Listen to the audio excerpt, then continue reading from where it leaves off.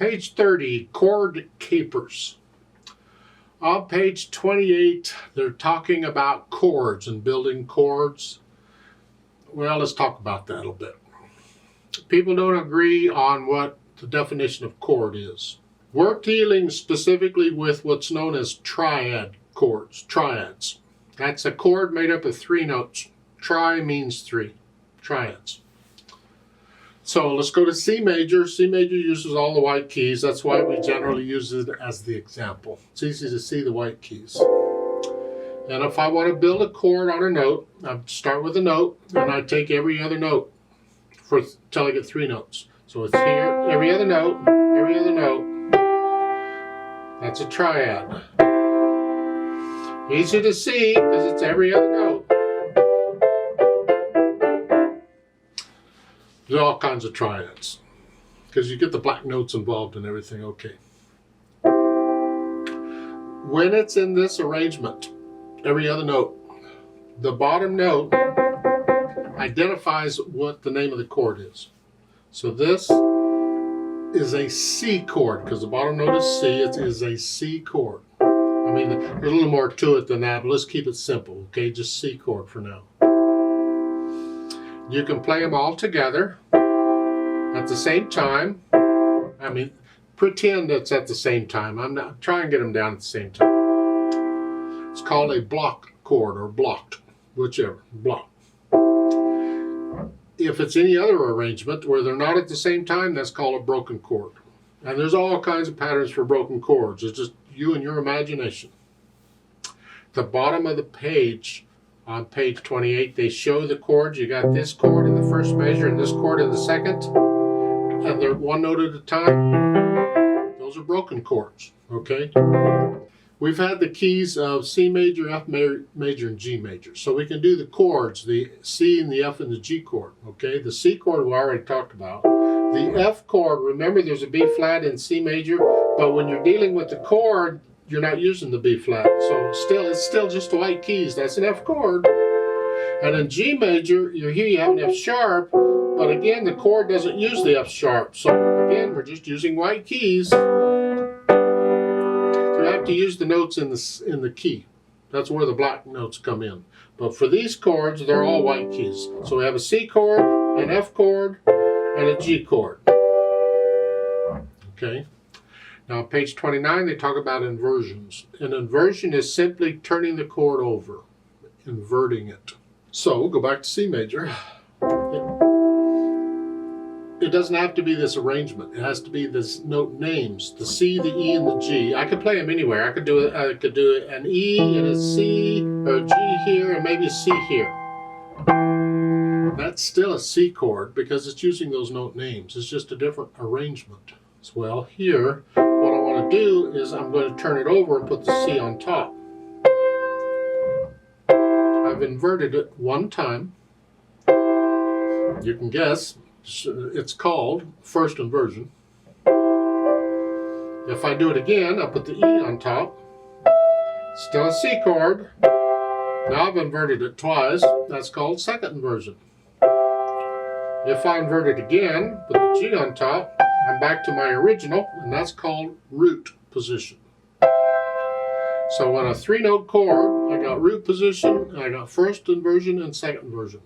Those are my possibilities. Of course, I can always move all over the place and do so. Let's keep it simple here. And F is the same way. F chord, if I turn it over, it's here. I turn it over again, it's here. So root, first inversion, second inversion. G's the same thing. Root, first inversion, second inversion. They all work the same way. Now if I go down, let's go down here, let's put this on the bottom. This is still called second inversion. This doesn't change just because I inverted it one time going down. It doesn't change the number. This is still considered second inversion because we always think going up here. So as far as the inversions go, the number of the inversion is up from the root position, not down. But you can go any direction. So Chord Capers uses these chords, these triads, the C, the F, and the G. Okay, Let's talk about chord capers a little more in depth here. It's almost 3 lines long, treble and bass clef, and 3/4 time signature. No sharps or flats in the key signature. You're in the key of C major. Make sure you can do the C major scale, 1 octave up and down. You've heard this lecture before. Blah blah blah. Okay. One hand at a time to make sure we understand what the hands are doing because we're moving around. You're starting out in the right hand C chords. 1, 2, 3. I'm lowering the whole hand down here. Don't hold the hand still and try and use the fingers. That doesn't work. You hold hand down, put your fingers down where you want them, and you lower them.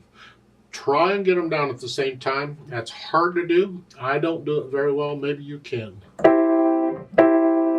So it's 1, 2, 3, 1. During the rest, you come up to F. 1, 2. And then second line. During the rest, you come up to G. Is this fun or what? And then second line, third measure, you come up to C. And then you get a C, middle C here. Well, won't that be fun? This is the second line, the last 3 measures. The second line, you're here, and then here. You have to lift up for the chords to lift them. And this time, when you lift up, you're also going to move because there's no rest. You just lift up and move. Don't make it a quick jerky motion or anything. You just lift up and move. Here. You have to look at the keyboard for that, but that's fine. Look up. Just look down long enough to move, and then you can look back at the music. 1, 2, 3, 4. Now, when you're doing the melody, you can, rather than lift up and move, you can scrunch up and get it that way. 2. Scrunch up again. See, if I can scrunch up and spread out and move that way, I would do that before lifting and moving. Lifting and moving is the last choice for me. Left hand, we're doing about the same thing in the left hand. You're starting with C chord. And I would scrunch up here, 5th finger. Scrunch up again, 5th finger. Now here you're gonna have, now here, they want you to come up here. No. They haven't taught you yet, but I want to teach you another fingering for chords. If I take a chord, and I play the bottom note again up here at the same off, so I got 4 notes instead of 3 here. It's called an extended position. They'll teach it to you eventually. It changes the fingering for the middle notes. So I can't use here anymore. I'm using thumb here. So in the left hand, I use 4 here. I get all 4 notes. So when I run across it in music, I finger it that way. Same in the right hand. Instead of here, if I extend out to the octave, then that takes 2 and 3 for the middle notes, and that's the fingering for the chord. So, and that's sort of the way it would be. Well, here we get it in the left hand in the second line, your second measure, you're here. Now, hold that down just temporarily. Hold that down and hold these other notes down. C, the E, and the G. You see, that is an extended position, G. It is a C chord, second inversion. I just extended it out to the chord, to the octave. Now, that's the fingering I want to use. I don't want to go here. So I'm just going to go 3, 2, 1, here. So it's so much easier to do that than to do this. Ugh, dangerous. So starting at the first of the second line again, left hand, 1, 2, and then just read 3, 2. You don't have to stay out here. You can move the hand up as you go. As you go up, that's fine. Now keep in mind that's treble clef there. And then going on, they give you the bass clef back to come back down here. You got 1 beat rest to come down here. You're doing the chords, so that's fine with the right hand. Okay. The last 2 measures, you're back in treble clef. You're up here again. Put the hands together. You're here.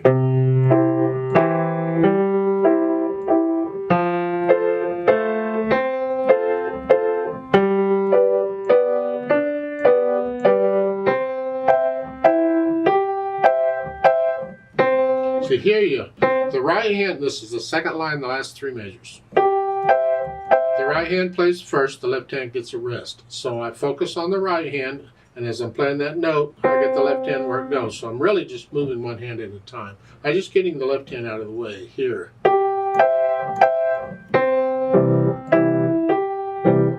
That's all we're doing. So you go through and work out the notes and the rhythms. Slowly is fine, but you want to get rid of any hesitations. Then we'll think about the articulation, which they don't give you any. So I'm good. Connect it if you can. You can connect this. Lift up. Lift up. Now I'd connect all that together. The second line, first four measures, I'd connect all that. I'd connect all that. The chords, you just play them. A lot you can do with them. If you want to feel the phrasing in the here, lift up. That's fine. You can lift up if you want, or if you want to connect it.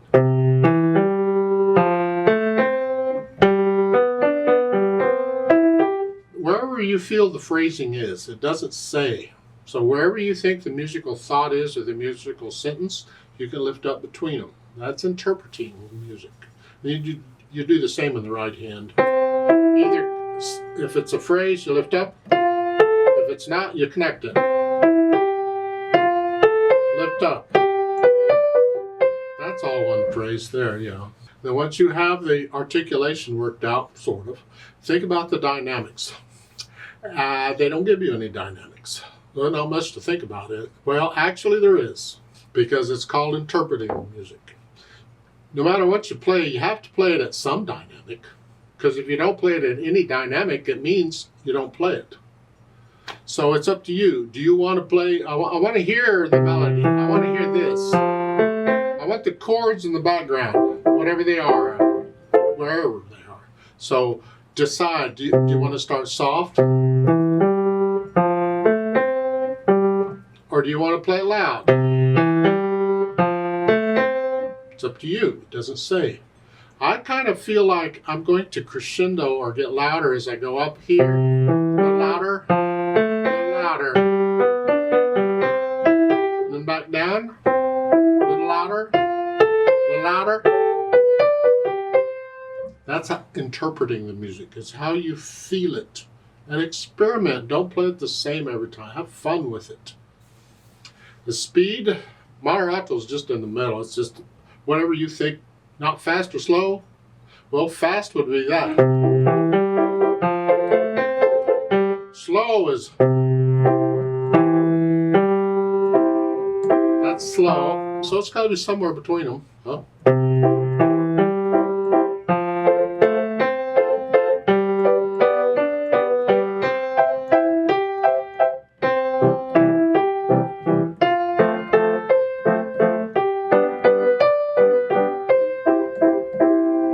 I would play it different every time I play it just because I like to play around with it, experiment.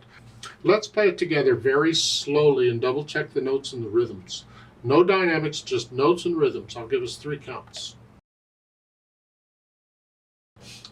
1, ready, go.